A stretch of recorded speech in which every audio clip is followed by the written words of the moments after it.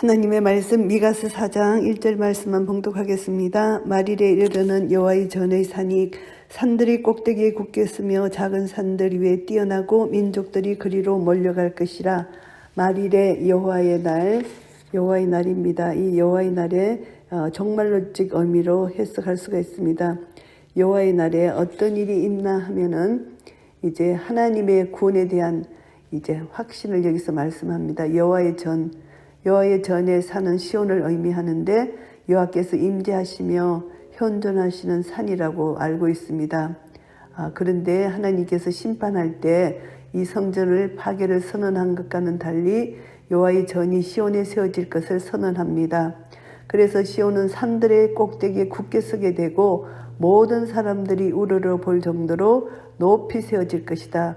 모든 민족들, 곧 열국은 시온에 이제 완전히 시온의 모습을 보면서 매료되고 그것으로 몰려오게 될 것이다. 이것을 말씀합니다.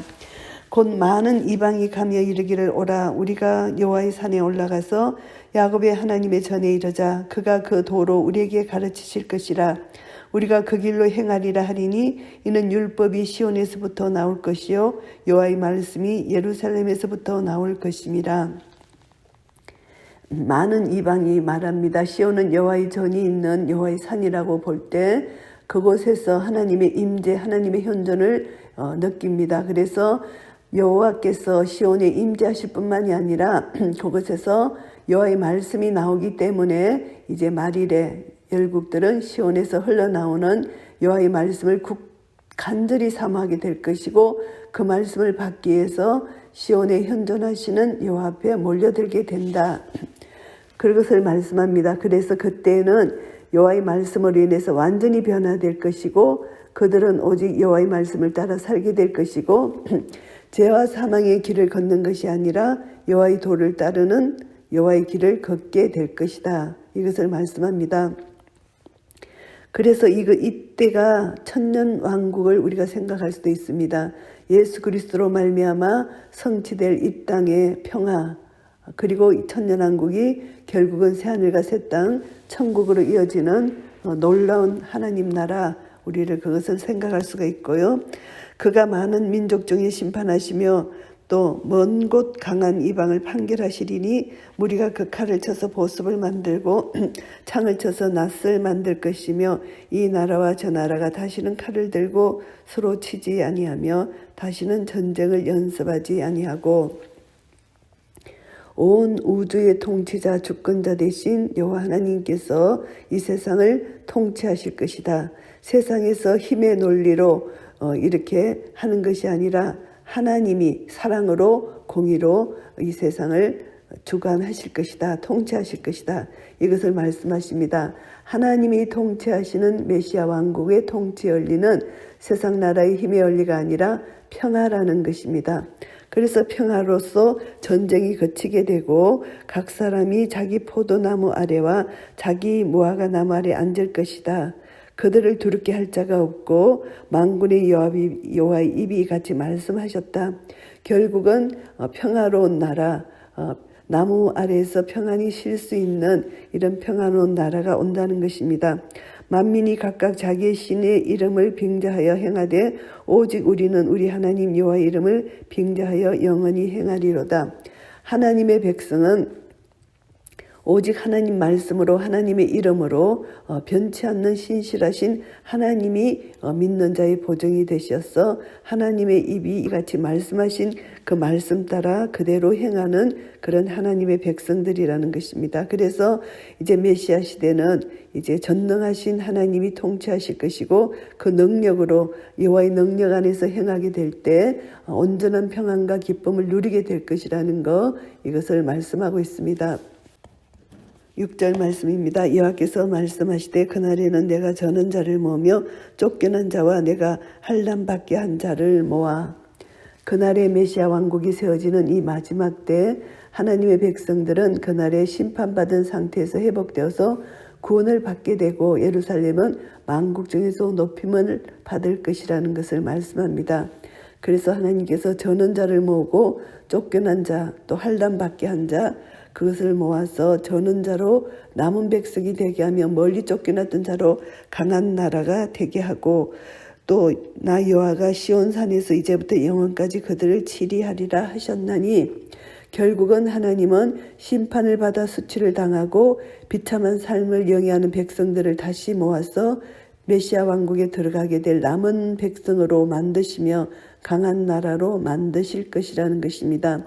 이 강한 나라는 하나님이 직접 왕이 되셔서 다스리는 영원한 나라라고 말씀하시고 이제 미가 선지자가 예언한 대로 이제 하나님께서 말일에 이루실 최종적인 구원의 때 그날에 이제 남은 자들이 여호와께서 하나님께서 왕이 되셔서 영원히 통치하실 그날이 백성들에게 기쁨의 날이고 평화의 날이라는 것을 말씀하십니다. 너 양떼의 망대요 딸 시온의 산이여 이전 권능 곧 딸 예루살렘의 나라가 내게로 돌아오리라. 이제 하나님께서 남은 자들을 모아서 세우실 메시아 왕국 곧 강한 나라가 이전에 다윗과 솔로몬이 세웠던 나라들보다 훨씬 더 부강하고 번영해서 평화스러운 나라일 뿐만이 아니라 다윗을 통해서 세우시겠다고 약속하셨던 영원한 왕권의 성취임을 여기서 알려주시는 것입니다. 이제 내가 어찌하여 부르짖느냐 너희 중에 왕이 없어졌고 내 모사가 죽었으므로 내가 해산하는 여인처럼 고통함이냐. 이제 왕이 없어졌다. 이스라엘 왕은 하나님께서 세우신 지도자 하나님의 율법을 세우고 하나님의 백성을 다스리는 대리자였기 때문에 왕이 없어졌다는 것은 하나님의 축복, 보호와 인도하심이 없어졌다는 것입니다. 이스라엘에게는 매우 심각한 문제인데 그러나 이제 하나님은 없어진 나라, 고난 뒤에 새로운 생명을 얻게 된다. 마치 이제 해산하는 여인이 고통한 후에 이제 생명을 얻게 되는 것처럼 하나님이 구원해 주시겠다는 것이 약속입니다. 딸 시온이여 해산하는 여인처럼 애써 구로하여 나을지어다. 이제 내가 성읍에서 나가서 들에 거하며 또 바벨론까지 이르러 거기서 구원을 얻으리니 여호와께서 거기서 너를 너의 원수들의 손에서 속량하여 내시리라. 하나님께서 이제 포로 생활한 후에 이들을 구원해 내실 것인데 첫째는 성읍에 나가서 원수들의 손에 의해 함락되고 들에 거하고 포로가 되고 그리고 바벨론까지 이르는 이런 포로로 완전히 잡혀가는 이런 위협 앞에서 이스라엘이 완전히 멸망당했지만 하나님께서 그들을 원수들의 손에서 속량하신다. 바벨론으로부터 이스라엘을 구원하시는 모습 속량입니다. 팔았던 것을 값을 주고 다시 사는 것이 속량이잖아요. 그래서 이스라엘의 멸망, 포로 생활이 하나님의 심판이었지만 하나님은 이제 그 백성들 남은 자들을 다시 연약해지고 비참해진 하나님의 백성들을 다시 찾으시고 구원하셔서 강대한 나라로 만드시겠다는 약속입니다. 이제 많은 이방이 모여서 너를 쳐 이르기를 시온이 더럽게 되며 그것을 우리 눈으로 바라보기를 원하노라 하거니와 이방들이 모여서 이스라엘이 이제 완전히 멸망당한 것을 볼 것이다. 하지만 그것이 아니다. 하나님은 하나님 백성을 완전히 멸망시키지 않으신다. 그들이 여호와의 뜻을 알지 못하며 그 모략을 깨닫지 못한 것이라. 여호와께서 곡식단을 타작마당에 모음같이 그들을 모으셨나니 이방들은 여호와의 멸망을 보기를 원했지만 하나님은 시온의 거룩함을 짓밟은 그들을 착각이었다는 것입니다. 시온을 짓밟은 그들은 반드시 멸망을 시키십니다. 하나님의 구원 계획을 통해서 이스라엘의 심판의 도구로 잠시 사용했지만 결국은 시온을 공격한 그들은 징계를 받을 것입니다. 그것도 하나님의 공의입니다. 그들이 이스라엘을 공격했다고 해서 그들을 심판하시는 것이 아니라 그들의 죄악 때문에 하나님께서 심판하시는 모든 것은 하나님의 심판은 하나님의 공의에 입각한 것이라는 것을 우리가 알아야 됩니다. 딸 시온이여 일어나서 칠지어다. 내가 내 뿔을 철같게 하며 내 굽을 놋같게 하리니 내가 여러 백성을 쳐서 깨뜨릴 것이라. 내가 그들의 탈취물을 구별하여 여호와께 드리며 그들의 재물을 온 땅의 대주자께 돌리리라. 이제 하나님으로 인해서 이제 이방은 이제 멸망을 당할 것이다.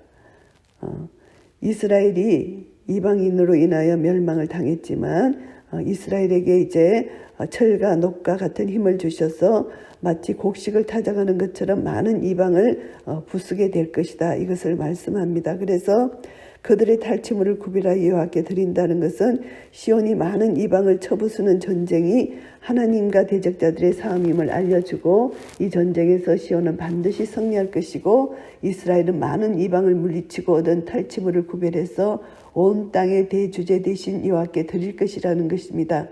이처럼 여호와는 온 땅의 대주제로서 절대적인 주권을 가지고 세상의 모든 권력을 다스리신다는 것을 알려주시는 것입니다. 미가서 4장 말씀을 정리하겠습니다. 시온의 회복입니다. 1절부터 5절까지는 시온의 미래에 대하여 찬양을 합니다. 메시아 시대가 도래하면은 이방들이 하나님의 교회에 모이며 하나님의 말씀으로 통치받을 것이라는 것입니다. 말일에 이제 모여질 메시아 때에 이제 산들은 열국을 가리키고 하나님의 성전이 서 있는 산, 많은 믿는 자의 무리가 함께 있는 곳, 이제 메시아를 통해서 교회가 세워질 것이라는 것입니다. 그래서 초림하시는 예수 그리스도로 말미암아 복음이 전파되고 하나님의 교회가 세상에 세워질 것을 의미하는 것입니다. 이때 많은 민족들이 하나님의 교회에 참여하게 될 것이고 많은 이방인들이 자진하여 돌아올 것이라는 것입니다. 그리고 다른 사람들을 전도하여서 하나님께로 인도할 것이라는 것입니다. 그때는 여호와의 율법만이 진정한 통치 원리가 된다는 것을 알 수가 있습니다.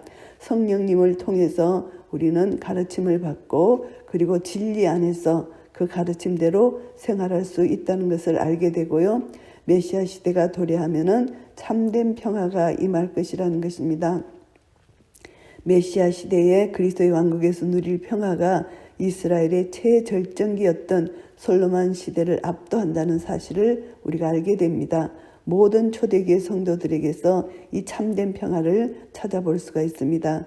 초대교회 성도들은 모든 물건을 통용하고 재산과 소유를 팔아서 각 사람의 필요에 따라서 나눠줬던 그런 우리가 역사적인 것을 볼 때 우리는 모든 것 함께 누리고 교회 안에서 날마다 마음을 같이하여 성전에 모이기를 힘썼던 순전한 마음과 기쁜 마음의 초대교회의 모습이 오늘날 교회가 회개하고 그 모습으로 돌아가야 된다는 것을 또 깨닫게 됩니다. 6절부터 13절까지는 남은 자의 회복과 여호와의 통치에 대한 말씀입니다. 하나님은 이스라엘 남은 자를 통해서 이전 권능을 시온 교회로 돌아오게 할 것이라는 것입니다. 그래서 저는 자, 쫓겨난 자, 환난 받은 자, 이스라엘 백성이 포로 기간에 겪은 고통을 상징하는 그런 말씀입니다. 그러나 하나님께서는 저들을 남은 자로 만드실 것이다. 하나님 나라를 회복시키실 것이고 흩어진 백성들을 모아서 보호해 주시고 지켜주실 것이라는 것을 말씀합니다. 이방 세력들은 이스라엘이 망하기를 원했습니다. 그러나 하나님은 이스라엘을 망하게 하지 아니하시고 오히려 이스라엘을 해하게 한 이방 세력들을 심판하실 것입니다. 그래서 하나님의 백성들이 이방 나라를 짓밟을 것을 예언하십니다. 마지막 때에 하나님의 교회가 사탄의 모든 세력을 꺾어버리는 그리스도의 왕국이 될 것이라는 것을 예표하고 계십니다. 우리는 이 말씀을 통해서 성도들은 하나님의 복음이 만방에 전파되는 종말론적 시대에 살고 있기 때문에 선교하고 전도에 힘써야 된다는 것을 깨닫게 됩니다. 우리는 사탄의 권세 속에 살고 있는 이 세상 빼앗긴 영혼들을 죽게로 인도하는 귀한 사명을 가진 자들입니다.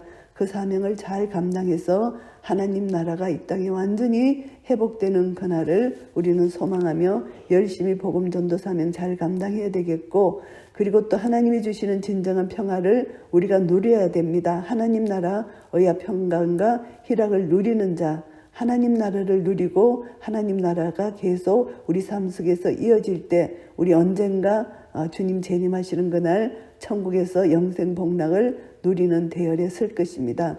우리 성도들은 예수 그리스도의 죽으심과 부활을 통해서 이미 사탄의 왕국이 패배당했다는 것을 알고 믿음으로 날마다 예수님의 이기신 이김이 우리 것임을 선포하며 나아갈 때 승리를 누리게 될 것입니다. 이런 은혜가 우리 모두에게 있으시기를 예수 그리스도 이름으로 축복합니다. 아멘.